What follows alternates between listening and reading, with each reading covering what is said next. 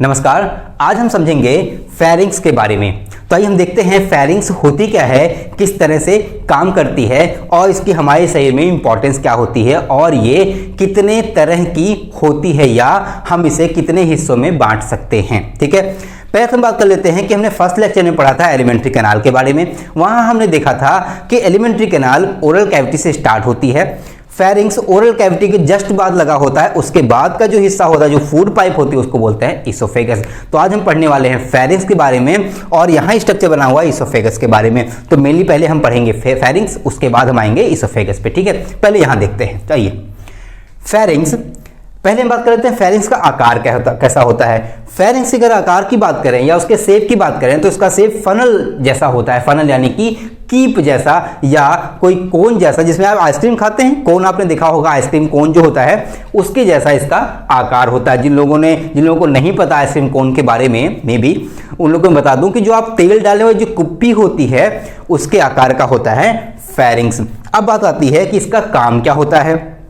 इसका काम होता है खाना यानी कि फूड को और साथ ही साथ एयर को अंदर जाने के लिए, यानी कि हमारे बॉडी के अंदर एंटर करने के लिए पैसेज यानी कि रास्ता प्रदान करना। ठीक है, तो बेसिक वर्क का क्या होता है, फूड को और एयर को जो हम सांस लेते हैं उसको दोनों को रास्ता प्रदान करना ताकि वो अंदर इजीली जा सके, आराम से जा सके। ठीक है, अब हम बात करते हैं कि ये स्टार्ट कहां से होता है और कहां तक खत्म होता है। ठीक है, बात करेंगे अगर इसके स्टार्टिंग की, तो फेरिंग्स जो होता है वो जो ये क्रैनियम होती है यानी कि जो हमारी ये खोपड़ी होती है, जो खोपड़ी की लास्ट हड्डी होती है जहां से फेशियल बोन स्टार्ट होती है, आप समझ रहे हो, फेशियल बोन के जस्ट ऊपर वाला, क्रैनियम के जस्ट नीचे, तो क्रैनियम के जस्ट नीचे से ये लगा हुआ होता है और इसका पहला हिस्सा वो नाक यानी कि नेजल, ये हमारी नेजल कैविटी है, ये हमारी नाक है। अब देखिए नेजल कैविटी के बारे में हम पढ़ाएंगे, रेस्पिरेटरी सिस्टम जब पढ़ाएंगे वहां हम नेजल कैविटी को अच्छे से बताएंगे। ठीक है, यहाँ केवल समझते हैं,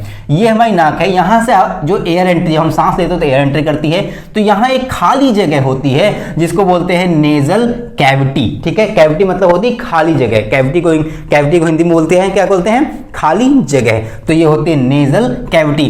तो जो हमारा फेरिंग्स होता है नेजल कैविटी से स्टार्ट होकर के हमारे थ्रोट यानी कि गले के, यहाँ गले को थ्रोट भी बोला जाता है। गले की जो ग्रीक वर्ड में जो सिनोनिम है या फिर गले का जो पर्यायवाची है ग्रीक भाषा में, वहां पे थ्रोट यूज करते हैं। तभी हमारे साइंटिफिक लैंग्वेज में यानी कि साइंस की भाषा में या विज्ञान की भाषा में गले को थ्रोट भी बोला जाता है। मैं यहां लिख देता हूं थ्रोट आपको ताकि पता रहे, ROAT, थ्रोट। ठीक है, थ्रोट बोलते हैं, थ्रोट मतलब गला यानी कि नेक। तो यहां तक हमारी जो फेरिंग्स होती है वो होती है। अच्छा, हम अगर बात करें हमारे सर्वाइकल वर्टिब्रा की, तो स्टार्टिंग की वर्टिब्रा से लेकर के सिक्स्थ वर्टिब्रा तक यानी कि C6 यानी कि सिक्स्थ वर्टिब्रा तक हमारी फेरिंग्स की पोजीशन होती है। अच्छा, अगर इसकी बात करें लंबाई की, तो इसकी जो टोटल लंबाई होती है वो होती है 12.5 सेंटीमीटर, 12.5 सेंटीमीटर यानी कि 12.5 सेंटीमीटर। इसकी जो टोटल लेंथ होती है नेजल कैविटी से लेकर के सिक्स्थ वर्टिब्रा तक, इसकी जो लेंथ होती है वो होती है लगभग 12.5 सेंटीमीटर। ठीक है, ये बात क्लियर हो गई। अब हम आते हैं पहले वाले पे। देखिए नेजल कैविटी से जो फेरिंग्स का हिस्सा लगा हुआ होता है उसको बोलते हैं नेसोफेरिंग्स। जो हिस्सा नेजल कैविटी से लगा हुआ होता है उसको बोलते हैं नेसोफेरिंग्स। अच्छा, मैं एक बात और बता दूं कि जो फेरिंग्स होता है वो कोई सामान नहीं है, वो कोई ऐसा कोई उभरा हुआ स्ट्रक्चर नहीं है, है ना, या कोई वो क्या कहते हैं, इसमें हमारी बॉडी का कोई ऑर्गन नहीं है, वो एक खाली जगह है। खाली जगह यानी कि एक पैसेज है, एक रास्ता है जो हमारे शरीर में एंटर होने वाली हवा को और हमारे शरीर में जो ओरल कैविटी से जो फूड एंटर करता है उन दोनों को प्रॉपर रास्ता प्रदान करे, ऐसा एक खाली स्थान होता है, इसी को बोलते हैं फेरिंग्स। ठीक है, अब आपको क्लियर हो गया होगा फेरिंग्स होता क्या है। ठीक है, अब देखेंगे जो नेजल कैविटी के पास की जो फेरिंग्स होती है, ये मैंने 3 कलर्स में बताया है, मेरे पास दो ही 3 कलर्स थे, ब्लैक, ग्रीन और रेड। तो मैंने यहाँ पे ऊपर, ऐसा नहीं है कि इसके कलर अलग अलग होते हैं, ये एक ही कलर में होता है, लेकिन मैंने दिखा अलग डिफ्रेंशिएट हो सके इसलिए मैंने रेड और रेड नीचे कर दिया और बीच में मैंने ग्रीन कर दिया। ठीक है, अन्यथा मत लीजिएगा, मैंने इसी कलर में होता है। ठीक है, कलर तो वही होता है जो बॉडी, जो स्किन कलर होता है अंदर का, जो अंदर इंटरनल पार्ट होते हैं जो पिंक कलर का होता है, उसी कलर में होता है। ठीक है, यहाँ समझिए, फेरिंग्स का जो हिस्सा नेजल कैविटी से जुड़ा हुआ होता है उसको बोलते हैं नेसोफेरिंग्स। नेसोफेरिंग्स इसलिए बोलते हैं क्योंकि इसको बोलते हैं नेजल और इसको बोलते हैं कैविटी। कैविटी में लगा होता है फेरिंग्स, तो इसका हो गया नेसो और यहां से ले लिया फेरिंग्स, तो ये हो गया नेसोफेरिंग्स। नेसोफेरिंग्स फूड को पैसेज ना प्रदान करके एयर को पैसेज प्रदान करता है, यानी कि रास्ता प्रदान करता है किसको, यहां एंट्री करने वाली एयर को, यानी कि हवा को। ठीक, उसके ठीक नीचे जो हमारे फूड के लिए जो, यानी कि जो ओरल कैविटी के पास में, देखिए ये हो गया नेजल कैविटी के पास में, इसको बोला हमने नेसोफेरिंग्स। ठीक, ओरल कैविटी के पास में जो फेरिंग्स होता है, ये जो ग्रीन कलर में आपको दिख रहा होगा, ये जो पतला सा, वो ओरल कैविटी के पास में है, इसीलिए इसको बोलते हैं ओरोफेरिंग्स। ठीक है, फेरिंग्स कितने तरह के होते हैं, 3 तरह के होते हैं, या इनको 3 हिस्सों में बांटा जा सकता है, तरह के नहीं, इनको 3 हिस्सों में बांटा जा सकता है। पहला होता है नेसोफेरिंग्स, क्यों, क्योंकि ये नेजल कैविटी के पास लगा होता है, इसलिए इसको बोलते हैं नेसोफेरिंग्स। दूसरा होता है ओरोफेरिंग्स, क्यों, क्योंकि ये ओरल कैविटी के पास में लगा हुआ होता है। ठीक है, उसके बाद आता है नीचे वाला जो हिस्सा है फेरिंग्स का, वो ट्रैकिया या लैरिंग्स के पास में होता है। लैरिंग्स हम आपको पढ़ाएंगे जब हम रेस्पिरेटरी सिस्टम पढ़ाएंगे। लैरिंग्स का बेसिकली काम होता है एयर को पैसेज देना, यानी कि ये आगे चल के ट्रैकिया में जुड़ जाता है और ट्रैकिया हमारे लंग्स में चली जाती है। ठीक है, जो हिस्सा स्टमक में जाता है उसको इसोफेगस बोलते हैं, जो हिस्सा लंग्स में जाता है उसको ट्रैकिया बोलते हैं या विंड पाइप बोलते हैं। इसोफेगस को फूड पाइप और ट्रैकिया को विंड पाइप बोलते हैं। ठीक है, तो यहां पे होता है लैरिंग्स, समझिए, यहां पे होता है क्या, लैरिंग्स, जो हवा को रास्ता देता है, जो ट्रैकिया से जुड़ा होता है। अब चूंकि यहां पे लैरिंग्स उपस्थित है और लैरिंग्स के बगल में ही ये वाला हिस्सा फेरिंग्स का है, तो इस हिस्से को लैरिंजोफेरिंग्स बोलते हैं। ठीक है, समझिए, बहुत बहुत आसान है। नेजल कैविटी के पास उपस्थित फेरिंग्स के हिस्से को नेसोफेरिंग्स बोलेंगे, ओरल कैविटी के पास उपस्थित फेरिंग्स के हिस्से को ओरोफेरिंग्स बोलेंगे, और लैरिंग्स के पास, लैरिंग्स यानी कि जो इन विंड पाइप होती है, विंड पाइप का ऊपरी हिस्सा, इसको हम आगे पढ़ेंगे, लैरिंग्स का, विंड पाइप का यानी कि ट्रैकिया का ऊपरी हिस्सा, इसको बोलते हैं लैरिंग्स, और लैरिंग्स के पास उपस्थित फेरिंग्स को, ये जो रेड कलर मैंने दिखाया है, ग्रीन कलर में लैरिंग्स को दिखाया है, लैरिंग्स को, और रेड कलर मैंने फेरिंग्स को दिखाया। ठीक है, जो फेरिंग्स का हिस्सा लैरिंग्स के पास होता है उसको बोलते हैं लैरिंजोफेरिंग्स। ठीक है, इतनी बात क्लियर हो गई, आप समझते हैं। ये जो हिस्सा, ये जो मिडिल पॉइंट दिख रहा है, यहां नहीं, यहां पे, एक सेकेंड, यहां नहीं, ये मैंने गलत बना दिया गलती से, वो एक्चुअली सही बनाया था बट वो थोड़ी सी गलती हो गई यहाँ पे, समझिएगा। एक सेकंड में मार्कर चेंज कर लूँ। यहाँ पे कुछ ये हिस्सा,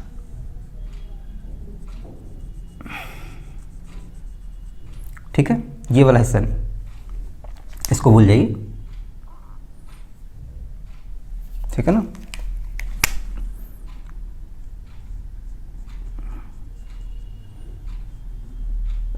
ठीक है, ये देखिए, ये जो हिस्सा है, समझिएगा,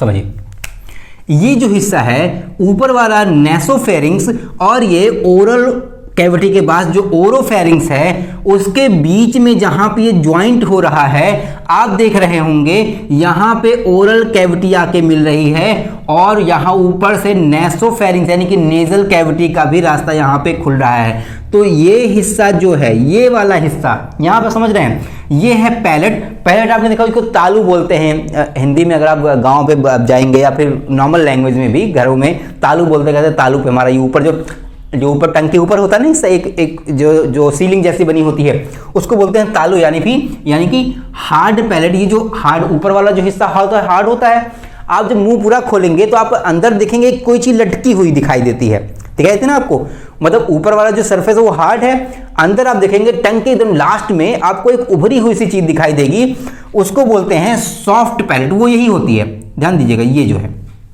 मैं ब्लैक में दिखा दूं,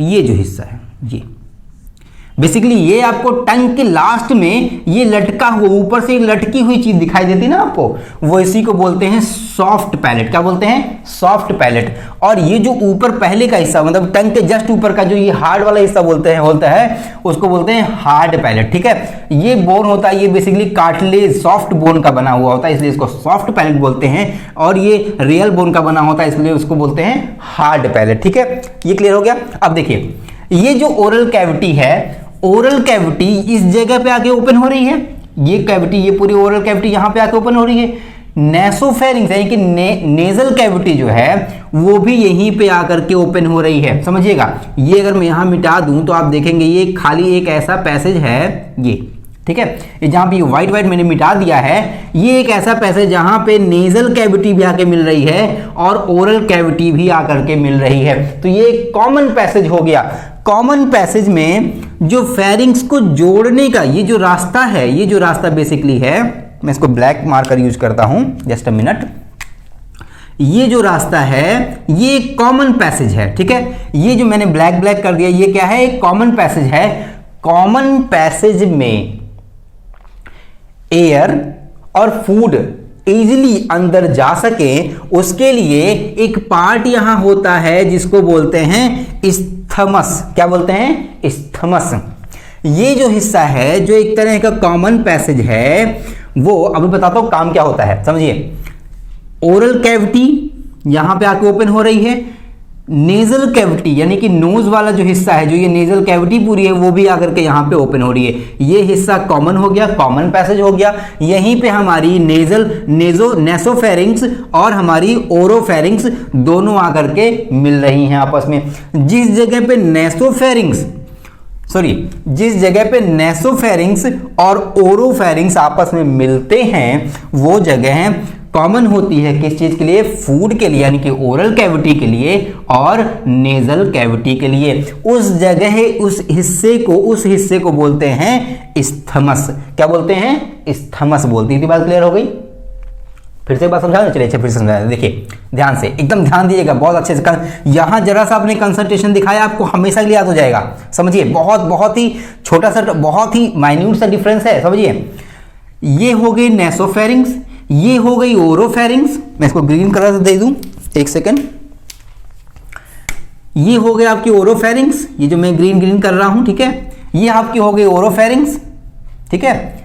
ये ऊपर हो गई नेसोफेरिंक्स। नेसोफेरिंक्स और ओरोफेरिंक्स जिस जगह पे मिलते हैं, या जिस जगह पे ओरल कैविटी की ओपनिंग और नेसल कैविटी की ओपनिंग, यानी कि नाक वाले हिस्से की ओपनिंग और ओरल कैविटी की ओपनिंग जहां पे एक साथ होती है, ये एक कॉमन पैसेज होता है। और इस कॉमन पैसेज को हम इस्थमस बोलते हैं। क्या बोलते हैं? इस्थमस बोलते हैं। ठीक है, इतनी बात क्लियर हो गई। अब देखिए, इस्थमस का बेसिकली काम क्या होता है, ये हिस्सा कॉमन क्यों कर दिया गया? ऐसा भी तो कर सकते थे कि भाई यहां से एक पाइप ले करके लैरिंग्स में डाल देते, एक पाइप ला करके फेरिंग्स में डाल देते, तो ईजी हो जाता भाई, खाना अपने रास्ते और जो है हवा अपने रास्ते। लेकिन होता क्या है, जब कभी मेडिकल कंडीशन किसी के साथ होती है, भगवान ना करे किसी के साथ हो, बट जब कभी मेडिकल कंडीशन होती है, या कॉमनली आपने देखा होगा सर्दियों में आपकी नाक जाम हो जाती है। कभी कभी एक नाक जाम होती है, चाहे दाहिनी चाहे बाईं, ठीक है। और कभी कभी सर्दी ज़्यादा बढ़ जाती है, जकड़न ज़्यादा बढ़ जाती है, तो आपके दोनों नाक जाम हो जाती है।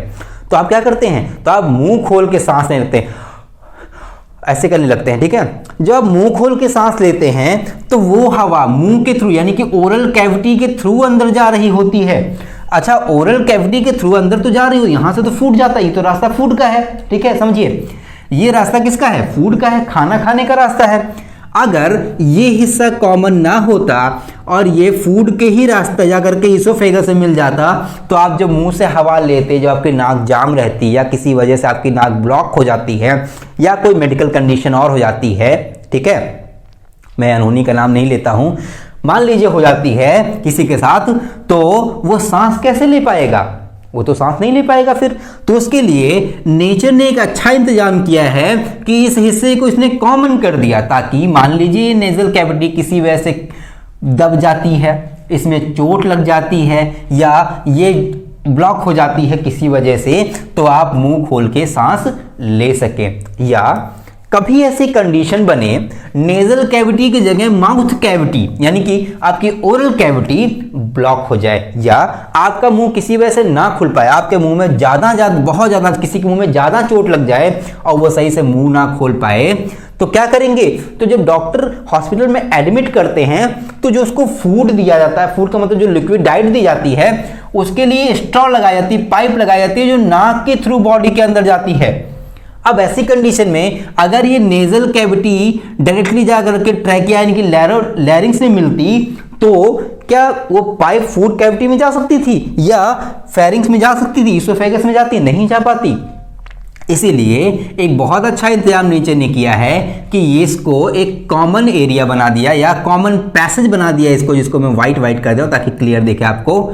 ये कॉमन पैसेज जहां से ये और ये समझिए, ये देखिए मैंने इस तरह मिटा दिया, अब आपको बिल्कुल कॉमन लगेगा, ठीक है ना, समझिएगा। देखिए नेजल कैविटी भी ओपन हो रही है यहाँ पे, ओरल कैविटी भी यहाँ ओपन हो रही है, तो इस हिस्से को बोलते हैं इस्थमस। क्या बोलते हैं? इस्थमस। इतनी बात क्लियर हो गई आपको ये भी पता चला क्यों यहाँ पे ये इस्थमस होता है, इस्थमस का काम क्या होता है, ठीक है। अब अगर कोई क्वेश्चन आता है कि इस्थमस का वर्क क्या होता है तो आप बता सकेंगे इस्थमस काम क्या करता है, ठीक है। तो ये तो हो गई बात किसकी?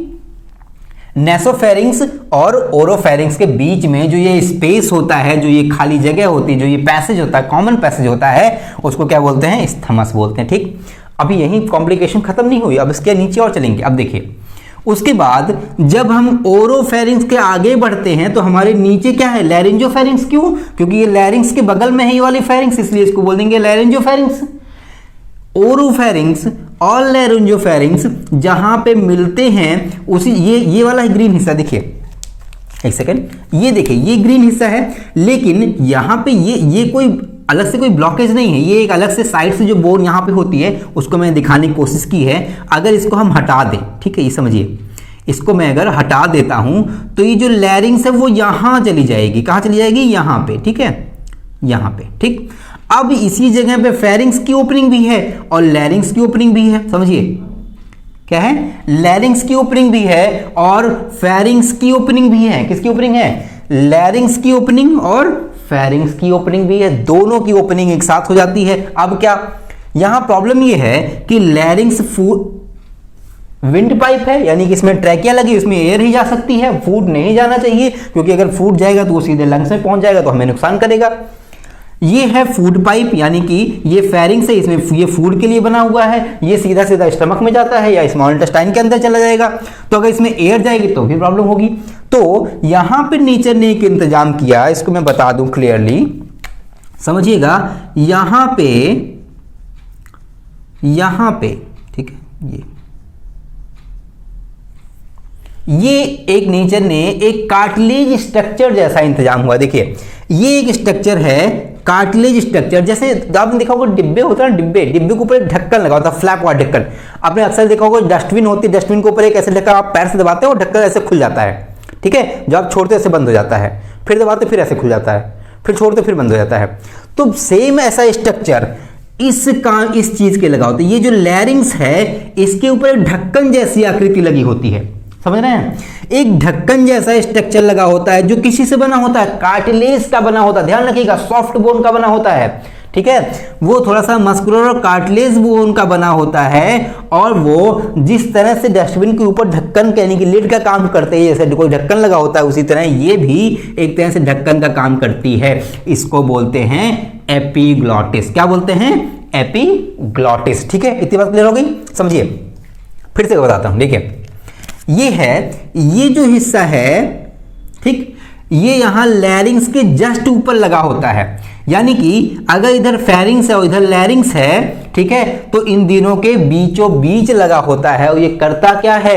जब हम सांस ले रहे होते हैं, जब हम एयर इनटेक कर रहे होते हैं, जब सांस ले रहे होते तो यहां से एयर आती है, ये हो गया कॉमन पैसेज, ठीक है, इसको हमने बोला इस्थमस, ठीक है, इसको इस्थमस बोल दिया, हमने क्लियर हो गया। उसके बाद जब आगे इस फेरिंक्स के थ्रू जब एयर अंदर आई ओरोफेरिंक्स के थ्रू, तो यहां पे कहां जाना है एयर को, फेरिंक्स में जाना है क्या, नहीं जाना है, लैरिंक्स में जाना है। तो क्या करेगा, ये जो एपिग्लॉटिस है ये ओपन हो जाएगा, समझिए, ये क्या ऐसे बंद रहेगा, जैसे एयर आई ये ओपन हो गया, ओपन होते ही अंदर एयर चली गई, यानी कि इसके अंदर एयर आ गई। अब हम जब खाना खा रहे होते हैं तो ऐसा तो है नहीं कि हम सांस नहीं ले रहे होते हैं, ऐसा तो है नहीं कि कोई सांस रोक करके खाना खा रहा है, ठीक है ना, सांस रोक के तुम खाना खाते नहीं, सांस तब भी लेते हैं और खाना भी खा रहे होते हैं। अब देखिए, जब हम खाना खा रहे हैं तो सांस भी ले रहे होते हैं, ऐसे में इस जो एपिग्लॉटिस है इसका वर्क डबल हो जाता है, बढ़ जाता है। जब हम खाना खाते हैं तो खाना इसमें क्या जाना चाहिए, नहीं जाना चाहिए, तो ये फट से ढक्कन को बंद कर लेता है, किसको, लैरिंक्स को बंद कर लेता है, ताकि ये जो फूड पाइप है, जो फेरिंक्स है, ये ओपन हो सके, और ये ओपन होगी, खाना सीधे इसके अंदर चला जाएगा। और जब हम सांस लेंगे तुरंत ही क्या, ये आकर के फूड पाइप को बंद कर लेगी, यानी कि फेरिंक्स को बंद कर लेगी, और जैसे फेरिंक्स को बंद किया ये वाला खुल गया। भाई एक ही फ्लैप है, एक तरफ ये वाला होल, ठीक है, ये मान लीजिए 2 होल है, मैं समझाता हूं, यहाँ पे देखिए, ध्यान से देखिएगा, ये मान लीजिए 2 होल है, ठीक है, ये मेरा यहां पे समझिएगा, ये मान लीजिए फेरिंक्स है और ये लैरिंक्स है, ये क्या है, फेरिंक्स और ये लैरिंक्स। यहां पे एक लिड जैसा स्ट्रक्चर, ढक्कन जैसा स्ट्रक्चर लगा है, इसको क्या बोलते हैं, एपिग्लॉटिस। अब समझिए, जब हम फूड लिए, ये वाले फेरिंक्स है, जब हम फूड लिए तो क्या ये वाला पहले बंद था, ये खुल गया, ठीक है, ये वाला बंद हो गया, एयर वाला क्या हुआ, ऐसे ये जो एपिग्लॉटिस है ये इस पे आ गया, कवर कर लिया, इसको कवर किया, किसको, लैरिंक्स को। एपिग्लॉटिस लैरिंक्स को कवर कर लेता है जब हम फूड लेते हैं, जब खाना अंदर जाता है, तो ये क्या हो गया, ये ओपन हो गया, फेरिंक्स ओपन हो गया, तुरंत ही फूड अंदर चला गया। फिर जैसे हम सांस लिए तो ये खुल गया, क्या खुल गया, लैरिंक्स खुल जाता है, ताकि एयर इसके अंदर जा सके, ठीक है। इसीलिए कहते हैं हमारे जो बुजुर्ग हैं या फिर हमारे जो बड़े हैं, वो जब हम छोटे थे तो अक्सर हम लोग को बताया करते थे कि बेटा खाना खाते वक्त ज्यादा बात नहीं करनी चाहिए। बात करने से होता क्या है, जब हम खाना खा रहे होते हैं और बात भी कर रहे होते हैं तो दिमाग जो होता है ना, वो भाई माइंड से कंट्रोल होता है ये, ठीक है ना, उसको जरूरत होती है भाई कब क्या करना है। माइंड क्या हुआ, बिजी हो गया आपका किसमें, बात करने में, और आप अंदर खाना ले रहे हो। अब खाने के वक्त में माइंड आपका बिजी होगा, जो कुछ ब्रेन है वो काम करने लगा कहीं और, सोचने लगा किसी टॉपिक को। ऐसे में क्या हुआ, ये जो एपिग्लॉटिस इसको मैसेज ही नहीं मिला कि एयर जा रही है कि फूड जा रहा है, और जा दोनों रहे थे। तो पता चला कि जब फूड गया इसको मैसेज ही नहीं पता है, इसको क्लियर ही नहीं क्या हो रहा है। जब फूड गया तो ये फेरिंक्स को बंद किए हुए था, और फट से फूड कहाँ चला गया, लैरिंक्स में चला गया। तभी उनको तुरंत खांसी आने लगती है, कहते हैं भाई गले में कुछ फंस गया, जल्दी पानी दो। तो जो पानी वानी कंडीशन होती है वो ऐसे बहुत तेज खांसी आती है, ताकि जो फूड पार्टिकल्स में से निकल जाए, ठीक है। वो भी एक मैकेनिज्म है बॉडी का, जो खांसी आना होता है, उसको मैं आगे में पढ़ाऊंगा, ठीक है। तो आई होप आपको समझ में आ गया होगा ये कि इस्थमस क्या होता है या एपिग्लॉटिस का वर्क क्या होता है। मैंने एपिग्लॉटिस ही मिटा दिया, सॉरी, यहाँ देख लीजिए, एपिग्लॉटिस ये है, ठीक है, ये जो ढक्कन जैसा स्ट्रक्चर है ये एपिग्लॉटिस, ठीक। जब हम फूड लेते हैं तो फूड पाइप को ओपन कर देता है, जब हम एयर को इनटेक करते हैं यानी कि जब सांस लेते हैं तो ट्रैकिया को या फिर लैरिंक्स को ओपन कर देता है, ठीक। ये काम करता है कौन, एपिग्लॉटिस, ठीक। अब देखिए मैंने यहाँ लिखा हुआ जॉ बोन इसलिए मैंने लिखा था ताकि अब कंफ्यूजन ना। ये जो स्ट्रक्चर दिख रहा है ये हमारा टीथ है, ये भी हमारा टीथ है, ये हमने बताया था हार्ड पैलेट। उसके आगे जो ये लटका हुआ जीभ के, आप शीशे में अगर नहीं देखा आपने तो शीशे में जाके मुंह खोलिएगा पूरा और देखेंगे आप कोई चीज लटकी हुई है, ऐसे अंदर तो देखिएगा गले के पास, यहाँ देखिएगा तो आपको यहाँ कुछ लटकी हुई सी दिखाई देगी, वही होता है सॉफ्ट पैलेट, ये यहाँ पे लगा होता है, ठीक है ना। ये जस्ट यहाँ पे कॉमन पैसेज होता है, इसको बोलते हैं इस्थमस, ठीक है। और ये जॉ बोन है, यहाँ मैंने दिखाया है जॉ बोन, इसी में लगा हुआ है टीथ आपका, और ये आपकी टंग है, आपको मैं टंग पढ़ा चुका हूँ, ठीक है। यहाँ पे जो फ्रेन्यूलम था ये मैं आपको बता चुका है, ठीक है। आप समझिए ये हो गया, ठीक है। अब देखिए ये नेसोफेरिंक्स हो गया, ओरोफेरिंक्स हो गया, लैरिंजोफेरिंक्स हो गया, ठीक। लैरिंजोफेरिंक्स 12.5 सेंटीमीटर की लेंथ होती है इस फेरिंक्स की, यानी कि ये जो इतना बड़ा मैंने बताया है वो इसलिए बनाया ताकि आपको क्लियर समझ में आ सके। ऐसा नहीं कि ये आप स्केल लेके नापने लोगों को कितना लंबा बना दिया है, ठीक है।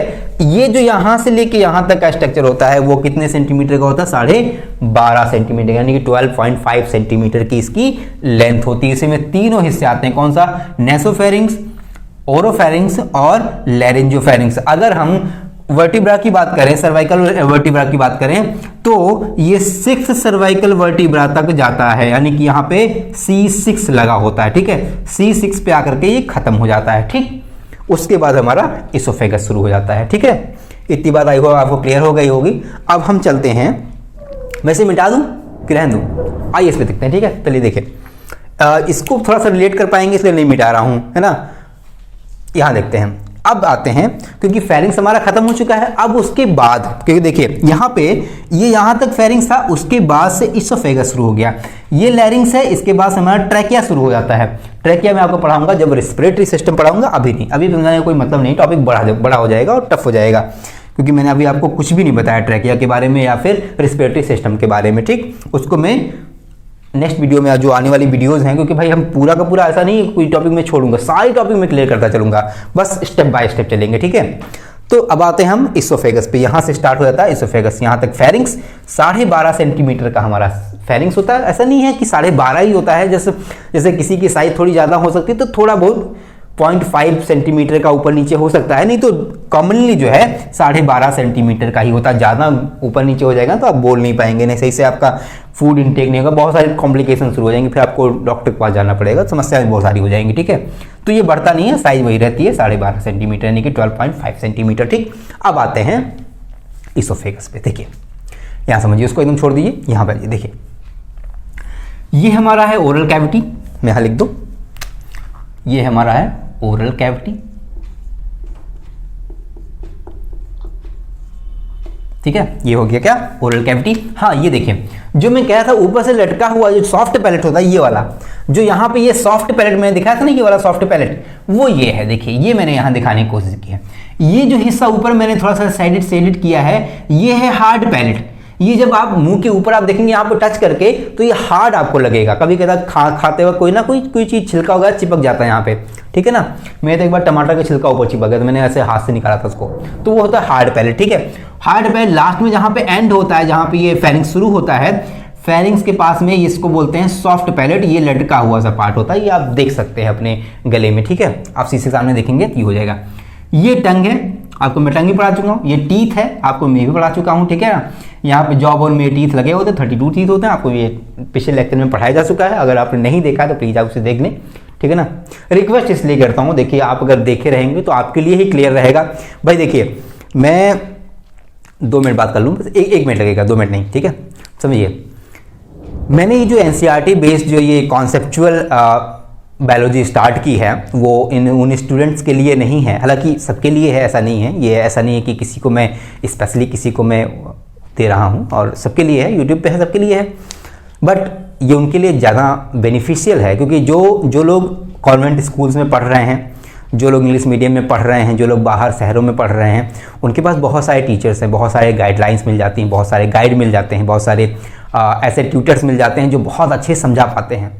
बट मेरे वो भाई बहन जो गांव में रह रहे हैं, क्योंकि आप जान रहे हैं पेंडेमिक टाइम में वैसे भी बहुत दिनों से स्कूल नहीं सही से प्रॉपर चल पा रहे हैं, तो गांव में तो बहुत ही बुरी हाल है। जो भी टीचर्स हैं, या तो वो कहीं आलस कर जाते हैं, मैं किसी टीचर को कुछ नहीं कहूँगा, टीचर मेरा भी प्रोफेशन टीचिंग का है, तो मैं किसी की वो नहीं बुराई नहीं करूँगा, बट फिर भी कहीं ना कहीं कुछ असुविधा की वजह से उन्हें कॉन्सेप्ट पे पूरी पकड़ नहीं हो पाती है।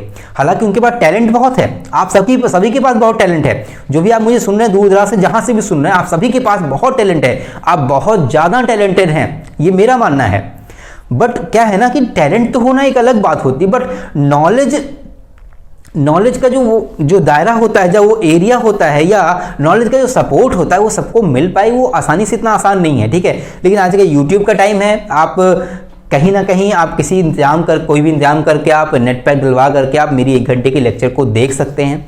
अगर आप देख रहे हैं तो आप प्लीज़ इसे डेली देखिए, कॉन्टिन्यूसली देखते रहिए, आपको बहुत मैं इसलिए छोटी टॉपिक को, हालांकि फेरिंग्स के बारे में, लैरिंग्स के बारे में, या फिर फूड पाइप, इसोफेगस, ये ऐसे टॉपिक जिसको 5-5 मिनट में खत्म किया जा सकता है, लेकिन मैं आपको 1 घंटे क्यों पढ़ाता हूं, ताकि आपको एक छोटी से छोटी पॉइंट है, जैसे इस्थमस को मैंने करीब 5 से 6-7 बार रिपीट किया, मैंने एपिग्लॉटिस को कई बार रिपीट किया, मैंने आपको ये बताया कि जॉ बोन है, ये टीथ है, ओरल कैविटी है, नेसोफेरिंग नेजल कैविटी इस तरह से होती है। तो मैंने आपको डिटेल में इसलिए पढ़ाने की कोशिश की ताकि आपको एकदम दिमाग में अच्छे से बस जाए, है ना। आपको 1 घंटे ज़्यादा बिल्कुल भी लेक्चर नहीं देखना है, इतना देर देखिए, आपको टॉपिक जो एकदम क्लियर होना चाहिए। हम किसी कंपटीशन के लिए तैयारी कर रहे हैं, बहुत अच्छी बात है, आप सभी कीजिए, बट हमें तब भी पढ़ाई करते रहनी चाहिए जब हम अपने लाइफ को कुछ, जैसे कुछ लोग ऐसे हैं कि हमको कहते हैं भाई हमको बायो से कोई मतलब नहीं है यार, साइंस से क्या मतलब, मेरा फील्ड ही नहीं है, मैं कॉमर्स स्टूडेंट हूँ, मुझे कोई मतलब नहीं है। लेकिन बॉडी तो है ना आपके पास में। जब तक मैं आपको बॉडी के बारे में बता रहा हूं, जब तक मैं अपनी ये डाइजेस्टिव सिस्टम है, रेस्पिरेटरी सिस्टम है, एक्सक्रीटरी सिस्टम है, या जितने भी और ग्लैंड्स वगैरह हैं, इन सभी के बारे में जब तक मैं बढ़ा रहा हूं, तब तक तो आप वीडियो देख ही सकते हैं। ये आपके लिए ही कहीं ना कहीं बेनिफिशियल रहेगा। आपके लिए कहीं कोई प्रॉब्लम होती है आपको, तो कम से कम आपको पता तो रहेगा आपकी बॉडी में क्या चीज़ें हैं, किस तरह से वर्क करती हैं। ये कॉमन फैक्टर्स हैं जो आपको जानने ही चाहिए, ठीक है। तो मुद्दे की बात यह है कि भाई मैं उनके लिए ज़्यादा मैं चाहता हूं कि उन सभी लोगों को वीडियोस मिल सकें, और मैं आपसे रिक्वेस्ट भी करता हूं कि अगर आपके नॉलेज में ऐसे लोग हैं जो इस वीडियो के लिए, जिनके लिए ये वीडियो बहुत ज़रूरी है या फिर कुछ भी ज़रा भी हेल्पफुल साबित हो सकती है, आप प्लीज़ उनको शेयर करें। भले आप नहीं देखें, कोई बात नहीं, मैं रिक्वेस्ट नहीं कर रहा हूँ आपसे देखने को, कोई बात नहीं, ज़बरदस्ती नहीं कोई है, बट आप उनको ज़रूर भेजें जिनको इनकी ज़रूरत है, ठीक है। मैं अपनी तरफ से कोशिश कर रहा हूँ कि मैं बेस्ट से बेस्ट दे सकूँ, है ना। उसके लिए मैं पहले एक बार स्टडी करता हूँ, फिर मैं ये फिगर्स वगैरह बनाता हूँ, ड्रॉ करता हूँ, बहुत मुश्किल से टाइम निकाल मिलता है ना। मेरी भी अपनी बहुत सारी प्रॉब्लम्स हैं, उसके बीच में टाइम निकाल, लेकिन ये मैं सिर्फ इसलिए कर रहा हूँ ताकि आपको डेली वीडियो मिलती रहे।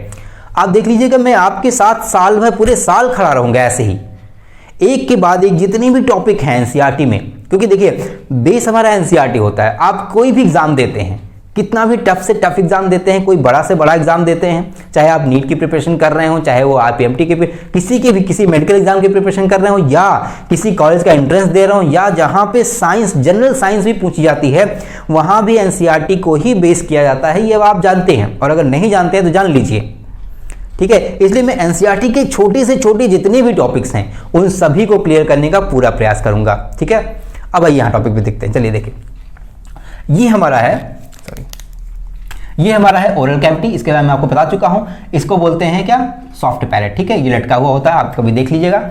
उसके बाद ये जो हिस्सा है ये आपका फेरिंग्स का हिस्सा है, ठीक है। इसके ऊपर एक साउंड बॉक्स लगा होता है, वो मैं आगे पढ़ाऊंगा, अभी मैं इसको बनाने का कोई मतलब नहीं बनता है, ठीक है। अच्छा, एक चीज और मैं यहां पे भूल गया, देखिए ये जो हिस्सा है ये सामने का हिस्सा है, यानी कि ये फ्रंट हिस्सा है। देखिए यहाँ ये जो फ्रंट का हिस्सा है और ये बैक का हिस्सा है, तो ये मैंने बैक का हिस्सा बनाया है, ठीक है। सर्वाइकल वर्टिब्रा तो पीछे ही होती ना, तो ये पीछे का हिस्सा, ये आगे का हिस्सा है। तो इसमें जो स्ट्रक्चर है, जो फेरिंग्स है वो पीछे, यानी कि यहाँ पे आगे एक छोटा सा साउंड बॉक्स होता है, जिससे मेरे यहाँ पे छोटा निकला हो, ठीक है। एक साउंड बॉक्स, उसको मैं आगे बढ़ाऊंगा। उसके बाद ट्रैकिया होती, यहाँ पे एक साउंड बॉक्स होता है, ठीक है, साउंड बॉक्स, ठीक है ना,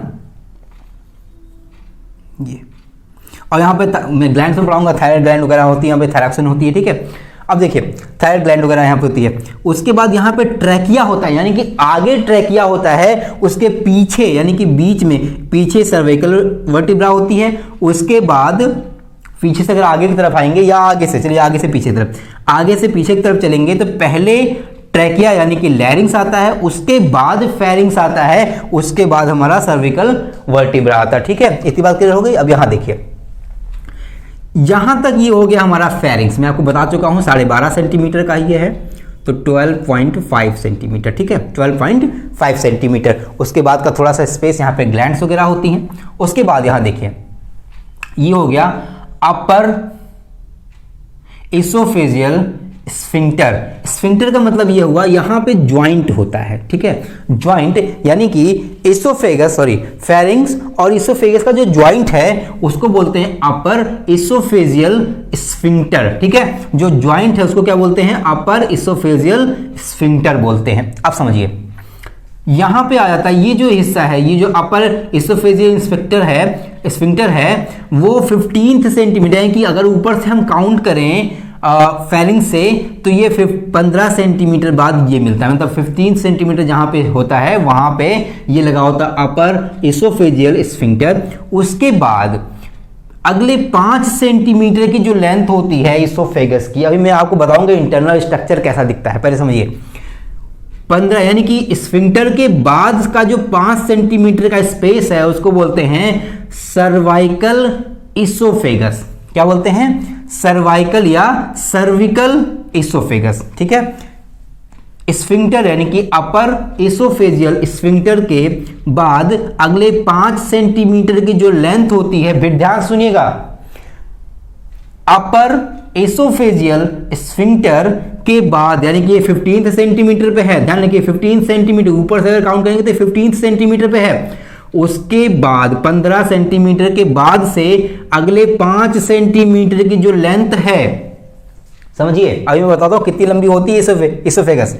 ये जो 5 सेंटीमीटर की लेंथ है उसको बोलते हैं सर्विकल इसोफेगस। क्या बोलते हैं? Cervical oesophagus. उसके बाद ये 20 सेंटीमीटर यानी कि अगला 5 सेंटीमीटर, उसके बाद की जो 5 सेंटीमीटर होती है उसको बोलते हैं अपर थोरैसिक इसोफेगस। क्या बोलते हैं? ज्यादा देखिए इसका वर्क ज्यादा कुछ नहीं है, ये एक तरह की पाइप होती है, ट्यूब पाइप होती है, मस्कुलर एक तरह से पाइप होती है, ठीक है, जिसमें से फूड आराम से नीचे जाता है स्टमक में, ठीक है। यहाँ पे स्टमक बनाया हुआ है, ठीक। ये जो ग्रीन कलर का दिख रहा है वो है डायाफ्राम। डायाफ्राम मैं रेस्पिरेटरी में बताऊंगा, एक्चुअली थोड़ा सा बता देता हूं। डायाफ्राम जो होता है वो हमारे रेस्पिरेशन में हेल्प करता है, मतलब कि ये सप्रेस करता है लंग्स को ताकि वो एयर को बाहर निकाल सके, और एक्सपैंड करता है ताकि वो लंग्स में एयर भर सके, ठीक है। तो ये हेल्प करता है रेस्पिरेटरी सिस्टम में। डायाफ्राम यहाँ पे इसलिए मैंने बता दिया ताकि आपको पोजीशन पता रहे कि ये डायाफ्राम पे जाकर के एंड हो जाता है। इसोफेगस कहाँ एंड होता है? डायाफ्राम पे जाके एंड हो जाता है। उसके बाद से हमारा स्टमक का स्ट्रक्चर स्टार्ट हो जाता है, ठीक। स्टार्टिंग का इसोफेगस का स्टार्टिंग का जो 5 सेंटीमीटर का हिस्सा होता है उसको बोलते हैं सर्विकल इसोफेगस। उसके बाद का 5 सेंटीमीटर का जो हिस्सा है उसको बोलते हैं अपर थोरैसिक इसोफेगस। उसके बाद का जो 5 सेंटीमीटर का जो हिस्सा है, जो 5 सेंटीमीटर की लेंथ है, उसको बोलते हैं मिडिल थोरैसिक इसोफेगस। इसलिए बोलते हैं, देखिए थोरैसिक इसोफेगस ऊपर का हिस्सा है, क्योंकि ये ऊपर का हिस्सा इसलिए अपर बोलेंगे, बीच का हिस्सा इसलिए मिडिल बोलेंगे। कुछ याद नहीं, आपको बस ये याद करना है थोरैसिक इसोफेगस। इस पूरे ऊपर का जो था उसको सर्विकल इसोफेगस बोले, उसके बाद का पूरा क्या है? Thoracic oesophagus. टोटल जो लेंथ है वो है थोरैसिक इसोफेगस, ठीक है।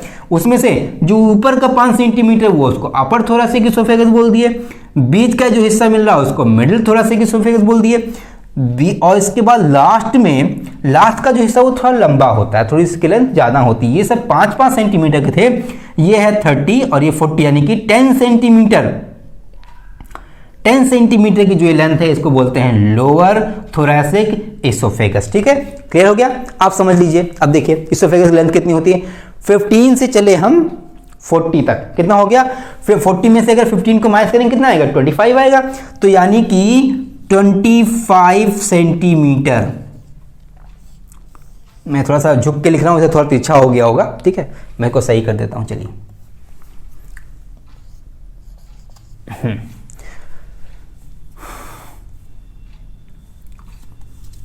थोड़ा सा क्लियर रहे ताकि कंफ्यूजन ना रहे भैया आपको, वरना आप लोग कंफ्यूज बहुत जल्दी होते हैं, समझिए, ठीक है। फिर 25 सेंटीमीटर जो फेरिंग्स था वो कितना सेंटीमीटर था? 12.5 सेंटीमीटर था। जो इसोफेगस है वो कितना है? 25 सेंटीमीटर। यानी कि अगर हम काउंट करें तो इस फेरिंग्स का जस्ट डबल होता है क्या? Oesophagus. Oesophagus just a tube, एक तरह का ट्यूब है, ठीक है। आपने देखा होगा घरों में वॉश बेसिन लगी होती है, उसमें एक ट्यूब लगी होती है जो पानी को नीचे ले जाके नालियों में कनेक्ट करती है, तो सॉरी जो कनेक्ट करती है। तो ये जो पाइप है बिल्कुल सेम वैसा ही स्ट्रक्चर होता है। अभी मैं आपको बताऊंगा किस तरह का स्ट्रक्चर होता है। उसमें वैसे स्प्रिंग जैसा स्ट्रक्चर बना हुआ होता है, किसमें? इसोफेगस में। तो हमने क्या देखा? इसोफेगस हमारा ये फेरिंग्स ये है। फेरिंग्स की लेंथ हमने कितनी बताई थी? 12.5 सेंटीमीटर, और ये इसोफेगस की लेंथ कितनी है? 25 सेंटीमीटर। यानी कि अगर हम 12.5 सेंटीमीटर को अगर डबल करते हैं तो आता है 25। तो इसका सीधा मतलब ये हो गया कि फेरिंग्स का जस्ट डबल लेंथ होती है इसोफेगस की। क्लियर हो गया? इसोफेगस के ऊपर वाले हिस्से को जहां पे फेरिंग्स ज्वाइंट होता है किससे? इसोफेगस से, उसको बोलते हैं अपर इसोफेजियल स्फिंक्टर, ठीक है। स्फिंक्टर का मतलब होता है जिस हिस्से पे जुड़ रहा है। स्फिंक्टर मतलब वो वॉल्व जहां पे वो चीज जुड़, जहां पे वो दो जैसे दो पाइपें नॉर्मल से देख लीजिए, अब दो पाइपों को जहां जोड़ते हैं वहां पे कनेक्टर लगता है ना बीच में, बस वही है। जो कनेक्टर है वही उसी को बोलते हैं स्फिंक्टर, ठीक है। समझिए, अपर इसोफेजियल स्फिंक्टर, अपर इसलिए क्योंकि भाई ऊपर लगा, ऐसा तो नहीं नीचे लगा हुआ है, ऊपर लगा हुआ है, इसलिए उसको बोलेंगे अपर इसोफेजियल स्फिंक्टर बोलेंगे। उसके बाद की जो 5 सेंटीमीटर की लेंथ है, मैं फिर से बता दे रहा हूं सारी, 5 सेंटीमीटर की जो लेंथ है उसको बोलते हैं सर्विकल इसोफेगस। उसके बाद की जो 5 सेंटीमीटर की लेंथ है उसको बोलते हैं अपर थोरैसिक इसोफेगस। एक्चुअल में जो सर्विकल इसोफेगस है उसके बाद की टोटल लेंथ, यानी कि ये 5 सेंटीमीटर की लेंथ होती है किसकी, सर्विकल इसोफेगस की, उसके बाद की टोटल लेंथ जो होती है उसको बोलते हैं थोरैसिक इसोफेगस। उसी में 3 पार्ट हो जाते हैं, ऊपर वाले हिस्से को अपर बोल दिया, बीच वाले हिस्से को मिडिल बोल दिया, नीचे वाले को लोअर बोल दिया। लेकिन अपर वाले की जो लेंथ है वो 5 सेंटीमीटर, मिडिल वाले की जो लेंथ है वो है 5 सेंटीमीटर, लेकिन लोअर वाले की जो लेंथ है वो है 10 सेंटीमीटर। इसको भी आप नोट कर ले तो बेहतर रहेगा, ठीक है। हालांकि किसी बहुत टफ, जब पेपर बहुत टफ बनाया जाएगा तभी पूछ सकते हैं, तो ये कॉमनली पूछा नहीं जाता है इतना ज़्यादा। फिर भी आप नोट करके रखिए, तो कि आपको भाई आपको स्कॉलर बनना है ना। देखिए पहली बात तो ये कि आप नॉलेज को मत जज कीजिए कि मैं कितना आपको बता रहा हूं, या इसकी कोई, मैं कभी कभी कहता हूं ना इसकी ज़्यादा जरूरत नहीं है, तो ऐसा बिल्कुल मत समझा कीजिए। आप हर एक चीज़ को, जो भी मेरे मुंह से निकला, जो भी वर्ड्स निकला, जो भी नोट कहीं लायक, उसको प्लीज़ नोट कर लीजिए। इसलिए क्योंकि अगर क्वेश्चन आएगा, मैं मान लीजिए भाई क्वेश्चन तो आपसे पूछ के तो आएगा नहीं, कोई एग्जामिनर क्वेश्चन आपसे पूछ के बनाएगा नहीं। अगर कोई क्वेश्चन आ जाता है, कोई क्वेश्चन में मान लीजिए कि अपर थोरैसिक इसोफेगस की लेंथ पूछ लिया आपसे, तब तो मामला गड़बड़ हो गया ना, सारी पढ़ाई खत्म हो गई।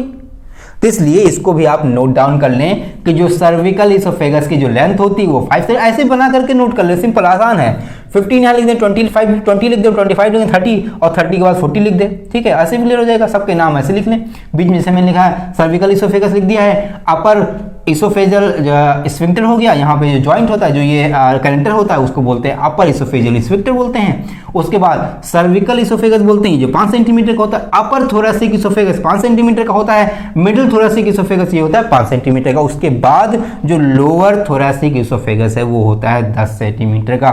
उसके जस्ट बाद स्टार्ट हो जाता है क्या, स्टमक, ठीक। तो यहां मैंने इसको खत्म कर दिया है। अब हम बात करेंगे कि इसोफेगस के अंदर, हालांकि मैं आपको एक बार बता चुका हूं कि कितनी लेयर्स पाई जाती हैं, लेकिन फिर भी आज मैं एक बार रिपीट कर देता हूं कि इसोफेगस की लेयर्स कैसी दिखाई देती हैं और क्या होती है, ठीक है। चलिए देखते हैं। देखिए ये मैंने कुछ बताया, बनाया हुआ है, ठीक है।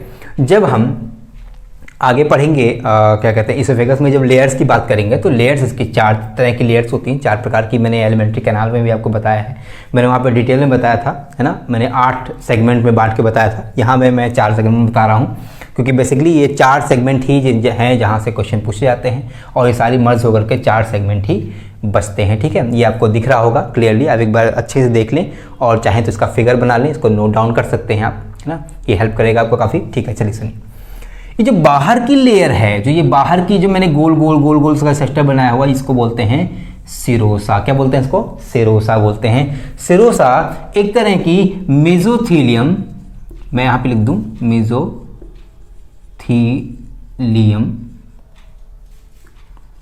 ठीक है। मेसोथीलियम एपिथेलियल कनेक्टिव टिश्यू की लेयर होती है। अब मेसोथीलियम, एपिथेलियम या मेसोथीलियम या एपिथेलियम कनेक्टिव टिश्यू क्या होता है, इसको हम टिश्यूज में जब पढ़ेंगे तब वहाँ पे डिटेल से पढ़ेंगे। मैं यहाँ बेसिक बता देता हूँ कि मेसोथीलियम जो टिश्यूज होते हैं वो एक तरह की मस्कुलर सेल्स होती हैं या मसल टिश्यूज होते हैं, जो हार्डनेस प्रदान करते या स्ट्रेंथ या मजबूती प्रदान करते हैं पूरे के पूरे हिस्से को, ताकि ये बाहर से मजबूत रहेगा तो अंदर के जो हिस्से हैं वो प्रॉपर काम कर पाएंगे, अंदर कोई दिक्कत नहीं आ पाएगी। तो ये जो बाहर का मेसोथीलियम, जो एपिथेलियल टिश्यूज की ये जो लेयर होती है, इसको बोलते हैं सिरोसा। वो क्या करती है, हमको बाहर की तरफ से मजबूती प्रदान करती है, ठीक है।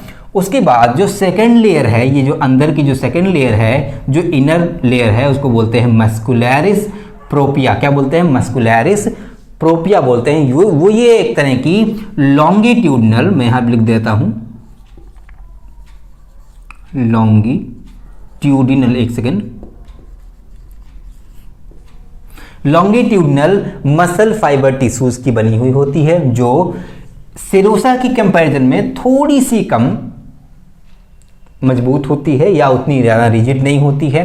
ये अंदर से और ज़्यादा सुरक्षा प्रदान करने का काम करती है। ये इसको सपोर्ट, मतलब कि सेरोसा को सपोर्ट करने के लिए ये लेयर होती है, वो कौन सी होती है? मस्कुलरिस प्रोपिया। कौन सी लेयर होती है? मस्कुलरिस प्रोपिया इसको बोलते हैं, ठीक है। उसके बाद जो हमारी थर्ड लेयर है, ठीक है, जो थर्ड लेयर है उसको बोलते हैं सब म्यूकोसा। क्या बोलते हैं? सब म्यूकोसा। और ये किसकी बनी होती है? लूज कनेक्टिव टिश्यू की बनी होती है। Loose connective tissue. एक सेकेंड, आपको दिख नहीं रहा होगा, बस एक मिनट मैं लिख दूं,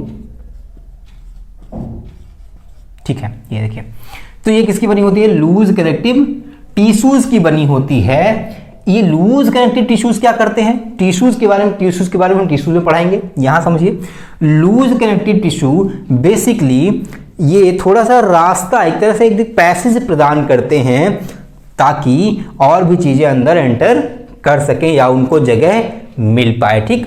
तो ये सब म्यूकोसा जो लेयर है, इसको सब म्यूकोसा क्यों बोलते हैं ये भी जान लीजिए। सब म्यूकोसा इसलिए बोलते हैं क्योंकि इसके अंदर की जस्ट जो लेयर है उसको बोलते हैं म्यूकोसा, और चूंकि ये बाहर की लेयर है इसको बोलेंगे सब म्यूकोसा। अगर इसको हम प्राइमरी मान लें तो इसको म्यूकोसा बोलते हैं, और इसको सेकेंडरी, जो सेकेंडरी होती है उसको हम सब कफ के फॉर्म में रखते हैं, इसलिए हम इसको सब म्यूकोसा बोलते हैं, ठीक है। इतनी बात क्लियर हो गई। अब देखिए सब म्यूकोसा के बारे में समझ लेते हैं। सब म्यूकोसा में यहां देखिएगा, सब म्यूकोसा में लिम्फ,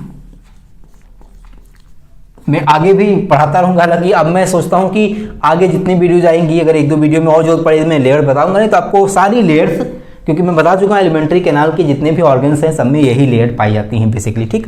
तो यहाँ पर सब म्यूकोसा में कौन कौन सी चीज़ें उपस्थित होती हैं या कौन कौन सी चीज़ें आके मिलती हैं, वो है पहला लिम्फ, फिर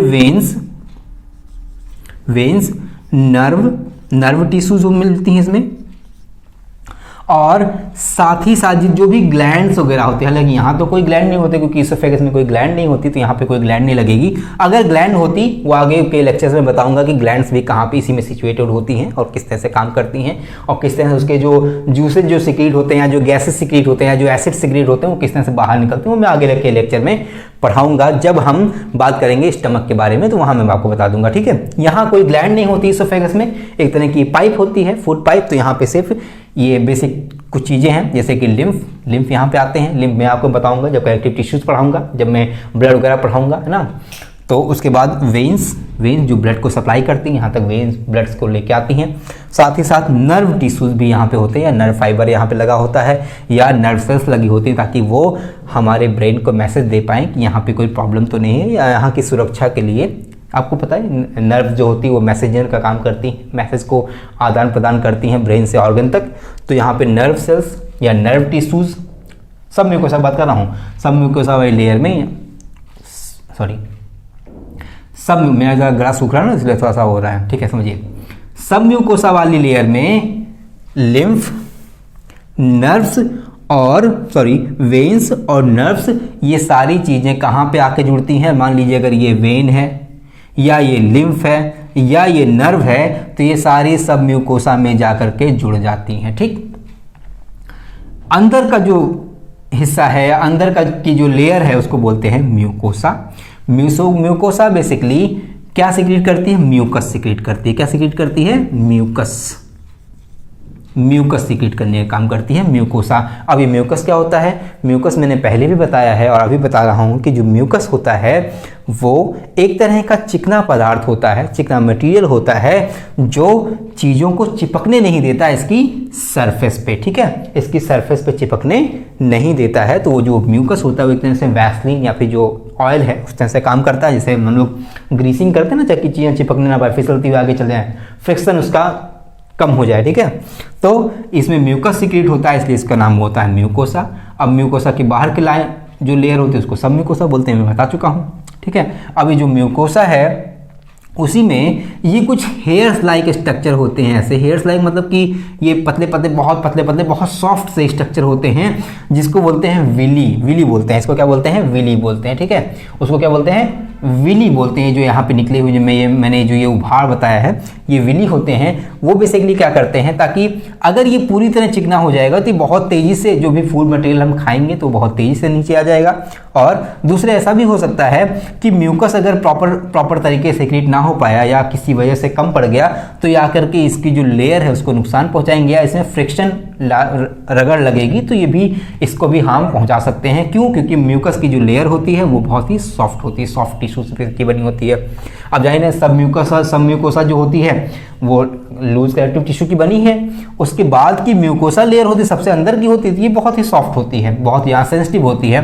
तो इसलिए अगर ये नहीं होंगे, विली जैसे स्ट्रक्चर्स नहीं होंगे तो क्या होगा, जो भी मटेरियल्स आएंगे वो इसको रगड़ते हो जाएंगे, इसको हार्म भी पहुंचा सकते हैं। और साथ ही साथ विली जो होता है वो उनको मूवमेंट करने के लिए पैसेज या उनको रास्ता प्रदान करता है। ठीक, अब ये जो बीच का जो खाली स्थान है, बीच का जो ये खाली जगह है, सॉरी मैंने गलती से इसको कलर कर दिया, जो बीच की खाली जगह है उसको बोलते हैं ल्यूमेन। ठीक है, क्या बोलते हैं? ल्यूमेन। जो बीच की जगह है उसको बोलते हैं ल्यूमेन। आई होप आपको समझ में आ गया होगा। बाहर की लेयर को सिरोसा, उसके अंदर की लेयर को मस्कुलरिस प्रोप्रिया बोलते हैं, उसके अंदर की लेयर को सबम्यूकोसा बोलते हैं। सबम्यूकोसा में ही हमारे लिम्फ, वेन्स और नर्व्स आकर के जुड़ती हैं। ठीक है, उसके बाद अंदर म्यूकोसा में नहीं जा पाती हैं।